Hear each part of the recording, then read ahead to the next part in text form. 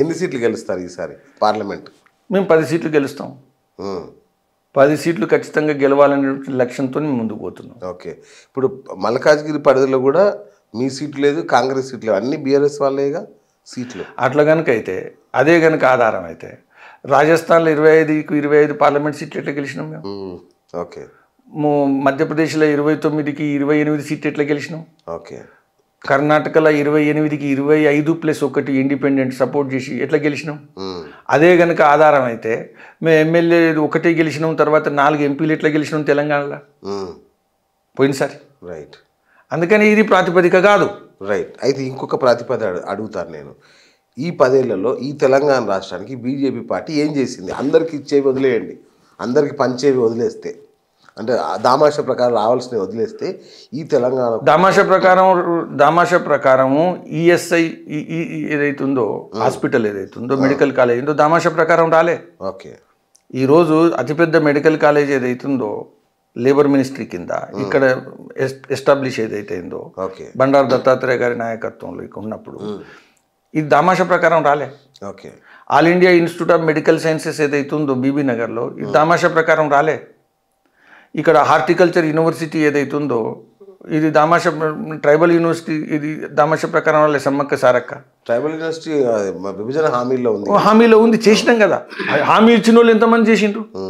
హామీలు ఇచ్చిన వాళ్ళు అందరు చేస్తున్నారు. ఇప్పుడు February 1 నాడు Group 1 ఆఫీసర్స్ మేము నోటీస్ ఇస్తాము, నోటిఫికేషన్ ఇస్తామని హామీ ఇచ్చిండ్రు. క్యాలెండర్ అడ్వర్టైజ్మెంట్ ఇచ్చిండ్రు కదా, వచ్చిందా మరి? హామీ ఇచ్చిందంటే మాత్రం నల్లధనం తెచ్చారా, లేదంటే జన్ధన్ ఖాతాలో డబ్బులు? ఒక నిమిషం, మేము జనధన్ ఖాతాలో ఇవాళ జనధన్ ఖాతా కారణంగా 2,75,000 కోట్లు ఆదా అయిందనేది ప్రపంచ బ్యాంకు అందరు మాట్లాడుతున్నారు. జనధన్ డబ్బులు వేస్తా అన్నారు కదా, ఎప్పుడు వేస్తారు? ఇప్పుడు డబ్బులు వేస్తా అని ఎప్పుడు అనలేదు, డబ్బులు ఇండివిజువల్ అకౌంట్లో వేస్తాను అని ఎప్పుడు అనలేదు, ఎప్పుడు అనరు. ఇది కావాలని ప్రచారం చేస్తున్నారు. ఒక వీడియో తీసుకొచ్చి చూపించండి. ఇప్పుడు ప్రచారం అన్నారు అంటున్నారు కదా. ఇప్పుడు నరేంద్ర మోదీ గారు మీ అకౌంట్లో, పర్సనల్ అకౌంట్లో ఇన్ని డబ్బులు వేస్తా అన్నటువంటి ఒక వీడియో పెట్టండి. 2014లో అయితే వీడియో వచ్చింది కదా, మరి వీడియో పెట్టండి, ఒక వీడియో పెట్టండి. ఇదంతా కూడా తప్పుడు ప్రచారం. ఓకే. నరేంద్ర మోదీ గారిని ప్రజలు ఎందుకు నమ్ముతున్నారు? చెప్పింది చేస్తారని నమ్ముతున్నారు. ఓకే. చెప్పింది చేసేటువంటి నాయకుడు ప్రభుత్వం ఏదైతుందో, చెప్పింది చేసేటువంటి నాయకుడును ప్రభుత్వం ఏదైతుందో అది బీజేపీది, మోదీదే. ఓకే. ఏదైనా ఒక విషయం తీసుకోండి. రైట్. ఒకవేళ మీకు మల్కాజ్గిరి అవకాశం ఇస్తే, ప్రజలు కనుక ఆశీర్వదించాలనుకుంటే ఈ మల్కాజ్గిరి కోసం ఏం చేస్తారు? ఇక్కడ సమస్యలు ఏంటి? ఇప్పుడు ఒకటి మల్కాజ్గిరి విషయంలో స్పష్టంగా అర్థం చేసుకోవాలి. దేశంలో అతిపెద్ద నియోజకవర్గం. కరెక్ట్. హైదరాబాద్ రాజధానిలో భాగంగా ఉండేటువంటి నియోజకవర్గం. అవును. కొత్తగా పట్టణీకరణ, నగరీకరణ అయినటువంటి నియోజకవర్గం. అవును. ఇందులో కంప్లీట్ ఇన్ఫ్రాస్ట్రక్చర్ మీరు గమనిస్తే, మీరు హైదరాబాదు, ఖైరతాబాదు, జూబ్లీ హిల్స్ లేకపోతే ఈ ప్లేస్లో ఎట్లయితే ఇన్ఫ్రాస్ట్రక్చర్ ఉందో అక్కడికి మీరు వెళ్తే డ్రైనేజ్ విషయంలో కానీ, డ్రింకింగ్ వాటర్ విషయంలో కానీ, లేకపోతే పవర్ స్ట్రక్చర్ విషయంలో కానీ, లేకపోతే రోడ్ల విషయంలో కానీ ఏది కూడా అట్లా లేదు. ఇబ్బంది పడుతున్నారు. జనాభా విపరీతంగా పెరిగింది. ఒక 400 ఓటర్లు ఉండేటువంటి ఒక గ్రామంలో ఈరోజు 4,000 ఓట్లయింది. ఓకే. జనాభా విపరీతంగా పెరిగింది. పెరిగిన జనాభాకు అనుగుణంగా వ్యవస్థలు లేదు, ఇన్ఫ్రాస్ట్రక్చర్ లేదు. కాబట్టి అది కేంద్ర ప్రభుత్వంతో ఇతరత్ర తీసుకురావాలంటే ఒక అంకిత భావంతో పనిచేసేటువంటి. రెండోది అక్కడ మూసీ నది, ఈ షోపుటప్పు కాదు, 13 నెలలు చేస్తాం. కొబ్బరి నీళ్ళు తాగుతా అన్నాడు మన కేసీఆర్. 10 సంవత్సరాల నుండి మూసీ నది ఏమైంది? ఇప్పుడు ఈయన 13 నెలలు అంటుండు. థేమ్స్ నది పోయి చూసి వచ్చిండు, టూరిజం చేస్తున్నాడు. మూసీ నది టూరిజం చేయడం సెకండరీ. మూసీ నది టూరిజం కాదు. మూసీ నది కారణంగా మూసీ నది పరివాహక ప్రాంతంలో నివసించేటువంటి వాళ్ళ యొక్క కాలుష్య సమస్యలు ఏవైతున్నాయో వాటిని తొలగించు మొదలు. Right right. కాస్మెటిక్స్ కాదు. కాబట్టి మూసీ నది కారణంగా నష్టపోయేటువంటి జనాభా ఎక్కువ ఉన్నది మల్కాజిగిరిలో. డంపింగు, అది జవహర్ నగర్ కావచ్చు, ఇతరత్ర డంపింగ్ కారణంగా అనేక ఇబ్బందులు పడుతున్నారు. అనేకమైనటువంటి ఫ్లైఓవర్లు ఈరోజు డిఫెన్స్ మినిస్ట్రీ ఉంది. మేము గెలిస్తే ఖచ్చితంగా డిఫెన్స్ మినిస్టర్ని సమన్వయం చేసి మొత్తం పెండింగ్ ఫ్లైఓవర్స్ అన్నీ కూడా తొందరగా పట్టుకొచ్చే బాధ్యత వ్యక్తిగతంగా మాకైతుంది. కాబట్టి ఇలాంటి అనేకమైనటువంటి సమస్యలు ఏవైతున్నాయో వాటిని ప్రాధాన్యత ఇచ్చి అంకిత భావంతో ఇవి నా యూనివర్సిటీస్ అంటే నాకు లేని కాలేజీలు పెట్టుకోవాలా, నాకు లేని యూనివర్సిటీలు పెట్టుకోవాలా, లేకపోతే ఎక్కడెక్కడ భూములు ఉన్నాయి, ఎక్కడెక్కడ గుళ్ళు, ఏం మాట్లాడుతున్నారు? అన్ని ఈ రాష్ట్రంలో ఉండే హైదరాబాద్లో ఉండేటువంటి గుళ్ళన్నీ కూడా ఈ పార్టీ ఆ పార్టీలో ఉండేటువంటి బిల్డర్సే మొత్తం తిన్నది. ఒక్కొక్క గుడికి 5 ఎకరాలు 10 ఎకరాలు ఉంటాయి, ఇవాళ ఒక 500 గజాలు లేకుండా చేస్తున్నారు.